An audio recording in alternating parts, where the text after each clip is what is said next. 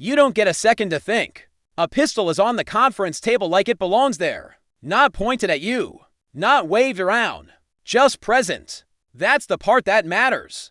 Across from you sits a man old enough to be your father, wearing a suit that costs more than your entire childhood. He slides a folder toward you and says you have 6 minutes to sign it, because the board is waiting downstairs and the police are already on their way. You are 19. He doesn't call you kid. He calls you acting chair. And then he gives you the only choice that exists in systems like this. You sign, and you become the name on the door. Or you don't, and you become the body that explains why the door needed a new name. No speeches. No rage. No mercy. Just paperwork, silence, and a weapon that never has to move to do its job. You were not raised for power. You were raised for usefulness. You grew up learning the same lesson in different forms. Being good doesn't protect you. Being loud makes you visible. Being visible makes you expensive to keep alive. Maybe you were poor. Maybe you were middle class but invisible. The details don't change the outcome. Your talent wasn't courage. Your talent was adaptation. You learned how to read a room faster than people learn your name. You learned what adults meant when they smiled too long.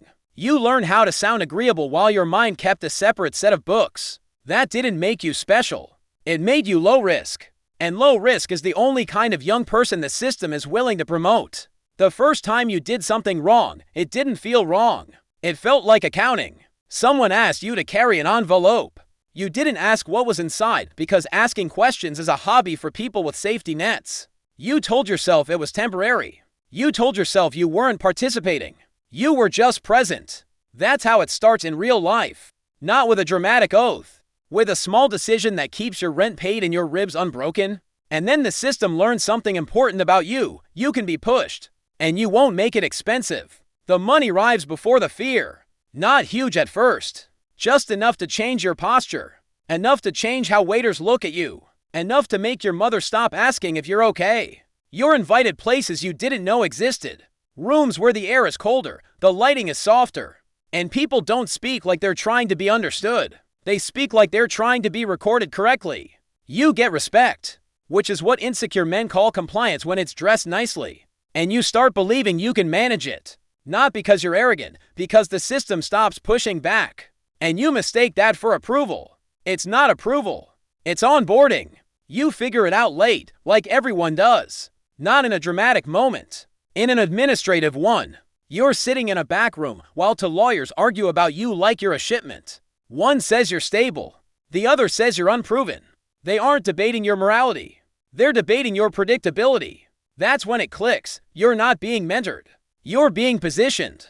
Because knowledge is liability. Because loyalty is a myth. Because family is leverage. Because your identity is collateral. You learn the real structure. The boss is not the top. The boss is the face that gets replaced when the machine needs to keep running.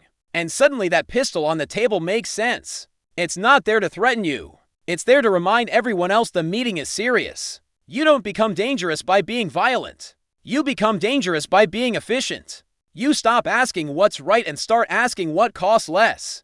A man who used to ignore you now returns your calls in one ring. Not because he respects you. Because he respects the consequences of delaying you. You don't explain anything. You don't need to. Outcomes explain themselves. A judge who once acted bold suddenly reschedules a hearing.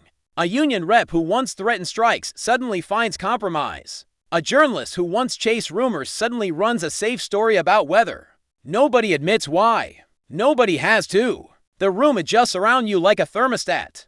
You walk in and the temperature changes. Not because you're a monster.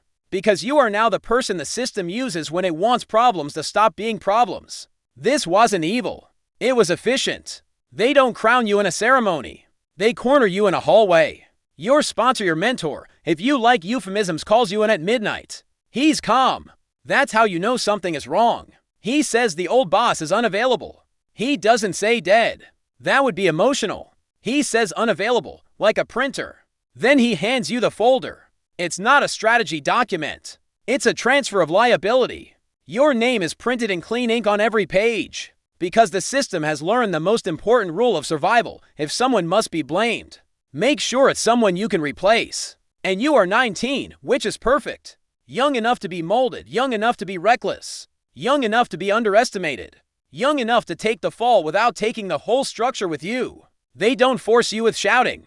They force you with math. Power doesn't look like you think it does. It looks like silence. It looks like people standing when you enter without knowing they're standing. Like a reflex. Like training.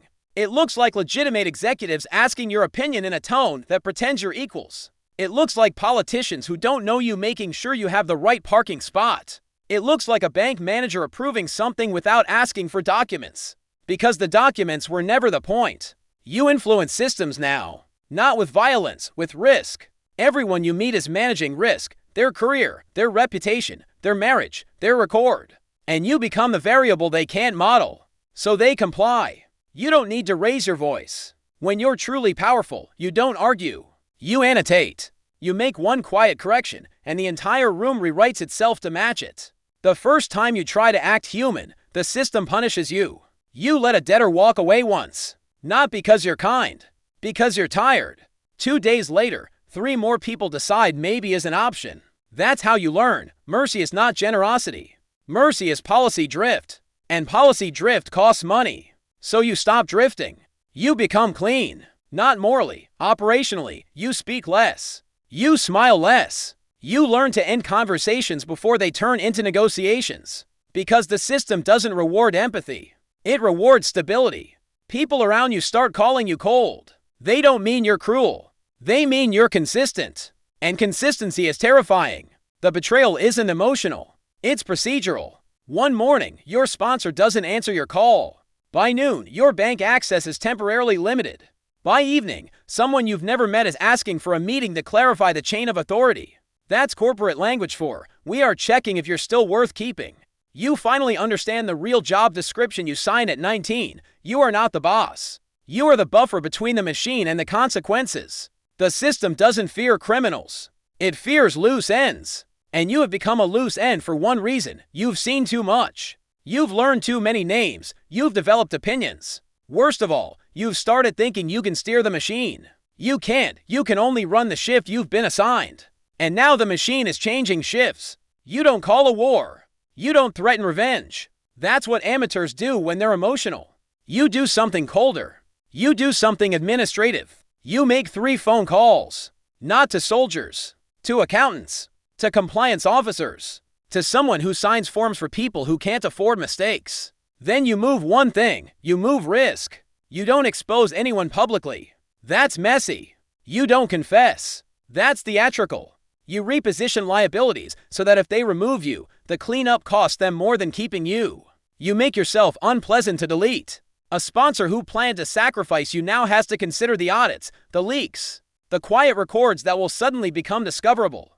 You don't tell him any of this. You let him imagine it. Because imagination is cheaper than evidence, and it terrifies smarter people faster. The next day, your access returns. Your sponsor calls you a valuable asset again. He sounds almost respectful. Not because he likes you. Because you just reminded him you are not a child anymore. You are a cost. And costs are negotiated. This is the part nobody tells you when they romanticize power. At 19, you thought being the boss meant freedom. It doesn't. It means you became the thing everyone manages. You can't relax. Relaxation is how you become replaceable. You can't trust. Trust is how you become predictable. You can't leave. Leaving is how you become a problem someone else solves. So you survive. Not triumphantly, efficiently. You wake up in expensive rooms and feel nothing. You eat food you can't taste. You listen to people laugh around you like they're trying to prove they're still human. And you remember the first meeting. The pistol on the table. The folder.